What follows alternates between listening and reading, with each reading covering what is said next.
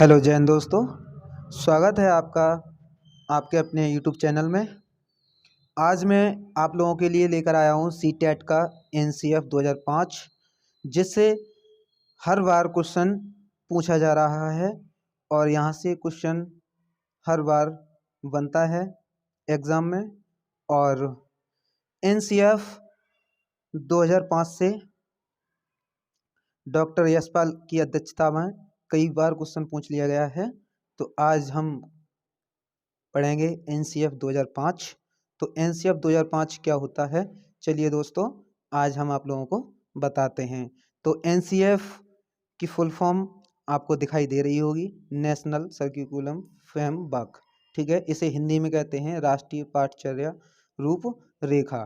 ठीक, तो ये एनसीएफ 2005 होता क्या है, तो आज हम इस पर चर्चा करने वाले हैं। वीडियो को आप लोग स्किप ना करें, वीडियो को पूरा देखें और ज़्यादा से ज़्यादा शेयर करें। अगर आप लोग चैनल पे नए हैं तो चैनल को सब्सक्राइब कर लें, बेल आइकन की घंटी दबा लें, जिससे कि जब भी वीडियो डाली जाए तो सबसे पहले नोटिफिकेशन आप लोगों के पास पहुंचता रहे। तो चलिए दोस्तों शुरू करते हैं। तो दोस्तों पहली बात कि राष्ट्रीय पाठचर्या की रूपरेखा 2005 एक ऐसा दस्तावेज है जिसमें ऐसे विषयों पर चर्चा की गई है कि बालकों को क्या और किस प्रकार से पढ़ाया जाना चाहिए।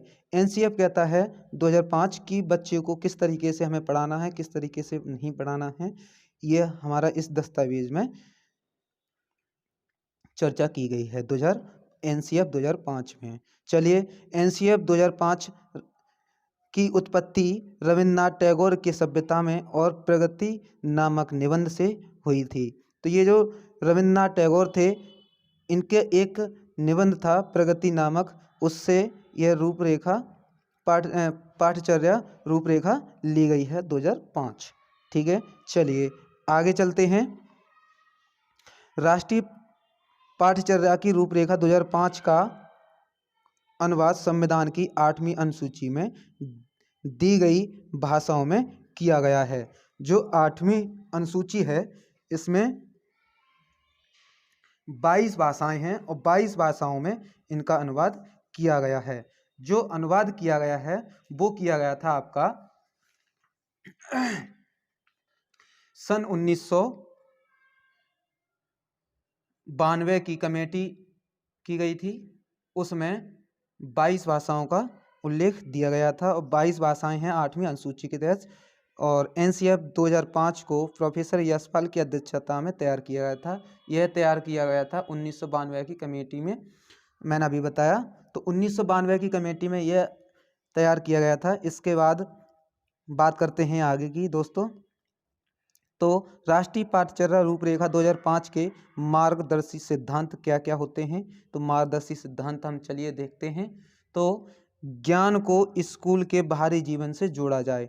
जो ज्ञान होता है, बच्चे को ज्ञान सिखाया जाएगा, वो स्कूल के बाहरी जीवन से भी जोड़ा जाए। बच्चा बाहर के वातावरण से भी सीखता है। चलिए आगे देखते हैं दोस्तों। तो पढ़ाई को रटन प्रणाली से मुक्त किया जाए, मतलब कि पढ़ाई जो है वो रटन प्रणाली से मुक्त की जाए। ठीक है, पाठचर्या पाठ्य पुस्तक केंद्रित ना हो। ठीक है, पाठचर्या पाठ्य पुस्तक केंद्रित ना हो, बच्चे के लिए क्या होना चाहिए, पाठचर्या बाल केंद्रित होनी चाहिए। ठीक है, पाठचर्या पाठ्य पुस्तक नहीं होनी चाहिए, बाल केंद्रित होनी चाहिए। ठीक है, अच्छा चलिए आगे देखते हैं। परीक्षा को अधिक लचीलापन बनाना और कक्षा की गतिविधियों से जोड़ना होता है। ठीक है, इस विधि में क्या होता है, परीक्षा को अधिक लचीलापन बनाना और कक्षा की गतिविधियों से जोड़ना होता है। चलिए आगे देखते हैं। राष्ट्रीय मूल्यों के प्रति आस्थावान विद्यार्थी तैयार किए जाते हैं। किसके प्रति, राष्ट्रीय मूल्यों के प्रति आस्थावान विद्यार्थी तैयार किए जाते हैं। आगे चलते हैं राष्ट्रीय पाठचर्या की रूपरेखा 2005 के प्रमुख सुझाव की तरफ। तो ये राष्ट्रीय प्रमुख सुझाव हैं, क्या क्या सुझाव हैं। बालक सक्रिय है, वह स्वयं से जाने और सीखे। बच्चा सक्रिय होता है, वह स्वयं से जानेगा और सीखेगा, नई नई चीज़ों को आजमाएगा, जोड़ तोड़ करके गलतियां करके और स्वयं सुधार करता है। बच्चा क्या करता है, पहले गलतियां भी करता है और गलतियां करके उसमें सुधार भी करता है। तो इसमें सीखना, सक्रिय व सामाजिक गतिविधियां होती हैं एनसीएफ 2005 के तहत। ठीक है, चलिए आगे देखते हैं। आगे क्या है, सीखने में यांत्रिकता, मतलब कि बार बार नहीं होनी चाहिए, यांत्रिकता बार बार नहीं होनी चाहिए। सीखने को डर और अनुशासन की जगह आनंद एवं संतोष से जोड़ा जाए, मतलब कि बच्चे को कभी भी डराना नहीं है और अनुशासन में नहीं रखना है, बच्चे को आनंद एवं संतोष के साथ पढ़ाना है। ठीक है, ये गलतियां कभी नहीं करनी है। ये सीटेट में एग्जाम में कई बार पूछ लिया गया है दोस्तों। चलिए आगे बात करें तो बालक को स्कूल, घर, समुदाय आदि सब जगह महत्वपूर्ण माना जाए और उसकी भाषा संस्कृति को भी सम्मान दिया जाए। तो भाषा संस्कृति जो है, बच्चा को स्कूल हो या घर हो या समुदाय हो, जहाँ भी महत्वपूर्ण, मतलब हर जगह महत्वपूर्ण माना जाए और इसकी भाषा संस्कृति जो है मातृभाषा होती है उसी में बच्चे को सिखाया जाना चाहिए। ठीक है, बहुभाषिक अच्छा शिक्षण 3 भाषाओं में त्रिभाषा शस्त्र की वकालत करता है, मतलब कि 3 भाषाओं पर आधारित है। कौन कौन सी 3 भाषाएं होती हैं? बच्चे की पहली होती है मातृभाषा। ठीक है, पहली होती है मातृभाषा, दूसरी होती है इंग्लिश और तीसरी होती है मॉडर्न लैंग्वेज। ठीक है, एक तरफ मतलब हिंदी भाषा, ये होती है आपकी हिंदी भाषा, और एक होती है आपकी गैर हिंदी भाषा। ठीक है, 2 प्रकार की होती हैं, हिंदी भाषा और गैर हिंदी भाषा। हिंदी भाषा में मातृभाषा होनी चाहिए और इंग्लिश होनी चाहिए और मॉडर्न लैंग्वेज होनी चाहिए। ठीक है, और दूसरी भाषा में गैर हिंदी भाषा में होनी चाहिए आपकी मातृभाषा।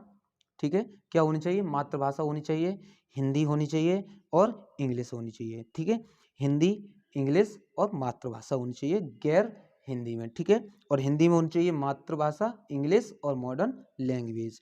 इस तरीके से होता है। आगे चलिए देखते हैं। तो इसने भाषा को 4 कौशल की बातें की हैं, मतलब कि एनसीएफ 2005 के तहत भाषाओं को 4 प्रकार से बताया है। पहले बच्चा सुनेगा, फिर बोलेगा, फिर पढ़ेगा, फिर लिखेगा। ठीक है, पहले सुनना, बोलना, पढ़ना, लिखना। ठीक है, इस तरीके से क्रम चलता है। अगर क्रम पूछ लिया जाए आप लोगों को तो दोस्तों क्रम इस तरीके से लगाना है। किसी भी प्रकार की सूचना को ज्ञान मानने से बचाया जाए। ठीक है, किसी भी प्रकार की सूचना को क्या किया जाए? ज्ञान मानने से बचाया जाए। चलिए आगे देखते हैं दोस्तों। विद्यार्थियों को दी जाने वाली शिक्षा में शिक्षण सूत्र जैसे ज्ञात से अज्ञात की ओर, मूर्त से अमूर्त की ओर। ठीक है, ये हमेशा ध्यान रखना है, ये कई बार सीटेट में पूछ लिया है। ज्ञात से अज्ञात की ओर कौन सी शिक्षा प्रणाली बन जाती है? तो एनसीएफ 2005 जाता है। और मूर्त से अमूर्त की ओर अगर बताई जाए तो एनसीएफ 2005 शिक्षण विधियां के तहत आता है ये क्वेश्चन। ठीक है, चलिए मूर्त से अमूर्त की ओर आदि शिक्षण सूत्रों का अधिक से अधिक प्रयोग किया जाए। इन 2 चीज़ों का अधिक से अधिक प्रयोग किया जाए, ज्ञात से अज्ञात की ओर और मूर्त से अमूर्त की ओर। ठीक है, आगे चलिए देखते हैं। पनिशमेंट एंड रिवॉर्ड की भावना को सीमित किया जाए। बच्चे को कभी भी पनिशमेंट नहीं देना है, बच्चे को कभी भी डराना नहीं है, धमकाना नहीं है, बच्चे को बड़े प्यार से ही हमें सिखाना होगा। ठीक है, बच्चे को गलत तरीके से नहीं देखना है, बच्चे को सही तरीके से देखना है, सही तरीके से समझाना है। बच्चे को कभी भी डराना धमकाना नहीं है। बच्चा जिस तरीके से सीखना चाहता है उस तरीके से हम कराएंगे। बच्चे को कभी भी हम नेगेटिव पॉइंट में नहीं लेके जाएंगे, पॉजिटिव पॉइंट में लेके जाएंगे। ठीक है, आगे चलिए दोस्तों। सह शैक्षिक गतिविधियों में बच्चों के अभिभावकों को भी जोड़ा जाए। यह एनसीएफ 2005 कहता है कि सह शैक्षिक गतिविधियों में बच्चों के अभिभावकों को भी जोड़ा जाए। ठीक है, चलिए आगे देखें। विशाल पाठ्यक्रम व मोटी किताबें शिक्षा प्रणाली असफलता का प्रतीक हैं, इसलिए बच्चों की किताबें संदर्भात्मक और बच्चों के जीवन के अनुभव से रिलेटेड होना चाहिए। क्या होना चाहिए? बच्चे के जीवन के अनुभव से रिलेटेड होना चाहिए। ठीक है, आगे है मानसिक स्तर एवं योग्यता के अनुसार पाठ्यक्रम निर्धारित होना चाहिए। ठीक, एनसीएफ 2005 कहता है। चलिए एनसीएफ 2005 का प्रमुख सूत्र बिना भार के अधिगम, मतलब कि बिना भार के अधिगम कराना है, बच्चे को भार नहीं लादना है। जैसे देखा होगा आपने, पहले छोटे छोटे जो बच्चे होते थे बैग में बहुत सारी किताबें लेकर चला करते थे, अब देखा होगा कि बैग में बहुत कम किताबें बच्चे लेकर चलते हैं। तो आपको क्या करना है, बच्चे को भार नहीं लादना है, ठीक है। लर्निंग विदाउट ग्राउंड, मतलब कि बच्चे को कभी भी आपको वजन नहीं लाना, बोझ नहीं देना है बच्चे को। बच्चे को कम से कम किताबें लाने को कहेंगे और उसी में ही शिक्षा देने की महत्व देंगे, ठीक है। मूल्यों को उपदेश देकर नहीं, वातावरण देकर स्थापित किया जाए। मूल्य जो बच्चे को हमें सिखाना है तो वातावरण अच्छा देकर सिखाना है। अगर कहीं स्कूल में देखा होगा कि अगर टीचर सिगरेट पिए, दारू पिए या फिर गुटखा खाए तो बच्चे क्या सीखेंगे, बच्चे सीखेंगे कि सर अच्छा गुटखा खाते हैं, चलो हम भी खाना स्टार्ट करें। तो इस तरीके से हमें नहीं करना है, बच्चे को अच्छे वातावरण में रखना है, ठीक है। चलिए आगे देखते हैं। पुस्तकालय, पुस्तकालय को हम कहते हैं लाइब्रेरी में बच्चे को स्वयं पुस्तक चुनने का अवसर दें। बच्चा अगर लाइब्रेरी में है तो बच्चे को स्वयं पुस्तक चुनने का अवसर दें, क्योंकि बच्चा जो भी अच्छा लगे वो किताब पढ़ सकता है, ठीक है। अगला पॉइंट क्या कहता है कि शांति शिक्षा को बढ़ावा, महिलाओं के प्रति आदर एवं जिम्मेदारी दृष्टिकोण विकसित करने की कार्यक्रम का आयोजन कराना, ठीक है। बच्चों को शांति शिक्षा देनी है, शांति शिक्षा को बढ़ावा देना है, महिलाओं के प्रति आदर करना सिखाना है, जिम्मेदारी दृष्टिकोण विकसित करने के कार्यक्रम का आयोजन करना। मतलब कि हम लोगों को, जैसे कि आप लोगों को क्या करना है, शांति शिक्षा का बढ़ावा देना है, महिलाओं के प्रति आदर करना है, प्रेम करना है, ठीक है। अच्छा दिखाना है कि महिलाओं से कैसे व्यवहार किया जाए, अच्छा व्यवहार किया जाए या बुरा व्यवहार किया जाए। अगला पॉइंट कहता है कि सांस्कृतिक कार्यक्रमों में मनोरंजन के स्थान पर सौंदर्य बोध का बढ़ावा दें। मतलब कि सांस्कृतिक कार्यक्रम जो कराए जाते हैं उसमें मनोरंजन के साथ साथ क्या हो जाना चाहिए, सौंदर्य का बोध का बढ़ावा देना चाहिए, ठीक है।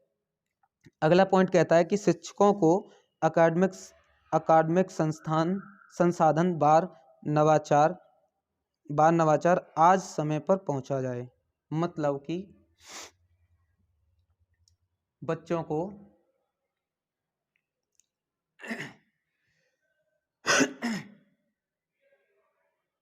क्या किया जाए, शिक्षकों को अकादमिक संस्थान व नवाचार आदि समय पर, यहाँ आज नहीं है आदि है यहाँ, ठीक है। क्या है, आदि समय पर पहुंचा जाए, ठीक है, पहुंचाया जाए, ठीक। अगला पॉइंट क्या कहता है, अगला पॉइंट कहता है कि समुदाय को कहते हैं हम कम्युनिटी, ठीक है। समुदाय को मानवीय संसाधन के रूप में प्रयुक्त होने का अवसर दें, ठीक है। क्या करें, अवसर दें, ठीक है। अगला है बालकों के चौमुखी विकास पर आधारित पाठचर्या हो। मतलब कि बच्चा जो जैसा अच्छा लगे वैसे विकास कराना चाहिए। बच्चे को कभी भी हमें डांटना नहीं है, धमकाना नहीं है, ठीक है। सभी विद्यार्थी हेतु समावेशी वातावरण तैयार करना चाहिए। मतलब कि एक साथ बच्चों को बैठकर पढ़ाया जाना चाहिए, ठीक है। चलिए आगे, इसके अनुसार प्राइमरी क्लास में मैथ का एकीकृत होना चाहिए। इसका मतलब मैथ्स को दूसरे सब्जेक्ट के साथ एकीकृत करके पढ़ाना चाहिए। मैथ जो है कठिन सब्जेक्ट होता है, बच्चे को सरल तरीके से हमें सिखाना होगा, ठीक है। प्राइमरी लेवल में जिस अच्छे से अच्छे तरीके से सिखाना होगा, जैसे मान लो छोटा बच्चा है, अगर जोड़ घटाया नहीं जानता है तो उसको हम रुपए के माध्यम से या फिर गेम के माध्यम से, खेल के माध्यम से जोड़ना हम सिखा सकते हैं, ठीक है। चलिए आगे देखते हैं। अगला पॉइंट क्या कह रहा है, एनसीएफ 2005 इस बात पर भी बल देता है कि स्कूल गणित आधारित होना चाहिए, क्योंकि ये स्टूडेंट्स को गणित में अर्थपूर्ण समस्याओं सॉल्व करने के लिए प्रोत्साहित करता है और गणित में अमूर्त संकल्पनाओं को समझने के लिए यह मूर्त अनुभव उपलब्ध कराता है, ठीक। चलिए अगला देखते हैं, एनसीएफ 2005 की विधियों पर जोर देता है। एनसीएफ 2005 विधियों पर क्या करता है, जोर देता है। अब कौन कौन सी विधि है, विधि है करके सीखना, निरीक्षण विधि, परीक्षण विधि, सामूहिक विधि और मिश्रित विधि। चलिए देखते हैं। तो ये कौन कौन सी विधि हैं? आपकी 5 विधि होती हैं। करके सीखना, लर्निंग बाय डूइंग, ठीक है, निरीक्षण विधि, इंस्पेक्ट मेथड, परीक्षण विधि, टेस्ट मेथड, सामूहिक विधि, कलेक्टिव लॉ और मिश्रित विधि, मिक्स्ड मेथड, ठीक है। इस तरीके से 5 विधि होती हैं। तो 5 विधि के अनुसार अगला है एनसीएफ 2005 में शिक्षक के प्रति दृष्टिकोण शिक्षक ज्ञान स्रोत नहीं अपितु एक सुगम करता है। क्या होता है? शिक्षक दृष्टिकोण शिक्षक ज्ञान स्रोत नहीं अपितु क्या होता है? सुगम करता होता है, जो सूचना अर्थबोध में बदलने की प्रक्रिया में विविध उपायों द्वारा बच्चों हेतु सहायक होता है। बच्चे को अलग अलग तरीके से सिखाता है, बच्चों को इस एक बात समझ में नहीं आए तो दूसरे तरीके से समझाता है। राष्ट्र के समझ सामाजिक आर्थिक चुनौतियों की समझ विकसित कर सके और प्राकृतिक और सामाजिक वातावरण के परस्पर संबंध पर बल देते हुए वातावरण की समग्र समझ विकसित कराना होगा, ठीक है। चलिए अगला पॉइंट कहता है कि साइंस के कॉन्सेप्ट को जानने के लिए एक्टिविटीज़ और एक्सपेरिमेंट को करना चाहिए, ठीक है। साइंस की कॉन्सेप्ट जानने के लिए, साइंस देखी होगी विज्ञान, तो विज्ञान के कॉन्सेप्ट जानने के लिए एक्टिविटीज़ होनी चाहिए और एक्सपेरिमेंट करानी चाहिए बच्चे के लिए। चलिए अगला पॉइंट क्या कहता है? अगला पॉइंट कह रहा है कि सुपरिचित अनुभवों के आधार पर साइंस के कॉन्सेप्ट को सीखना, ठीक है। इस तरीके से एनसीएफ 2005 कंप्लीट होता है आज। अगली वीडियो के माध्यम से मैं आप लोगों के लिए लेकर आऊँगा एनसीएफ 2009, ठीक है। यहाँ से सबसे ज़्यादा क्वेश्चन पूछ लिए जाते हैं। तो मैं आप लोगों को बता दूं कि जो लोग यूपी पुलिस की तैयारी करना चाहते हैं वो हमारे चैनल से ज़्यादा लोग जुड़ें। मैं आप लोगों को पूरी हिंदी सिलेबस कराऊंगा, पहले रिटन कराऊंगा और रिटन के साथ साथ जैसे कि वर्णमाला अगर एक टॉपिक हो गया तो उसके क्वेश्चन साथ में अलग कराऊंगा, ठीक है। उनकी मैं आप लोगों को फाइल बना दूंगा, लिस्ट बना दूंगा, तो उसमें आप लोग देख सकते हैं। तो आप लोगों को वीडियो कैसी लगी? Thank you friends. YouTube channel को सब्सक्राइब, लाइक एंड शेयर करें और आप लोग हमारे चैनल पे नए हैं तो सब्सक्राइब करना ना भूलें, ठीक है। लाइक करना ना भूलें और शेयर करना ना भूलें, जिससे कि जब भी वीडियो डाली जाए तो आप लोगों के पास नोटिफिकेशन पहुंचता रहे। चलिए दोस्तों, मिलते हैं नई वीडियो के साथ में। जय हिंद दोस्तों, जय भारत।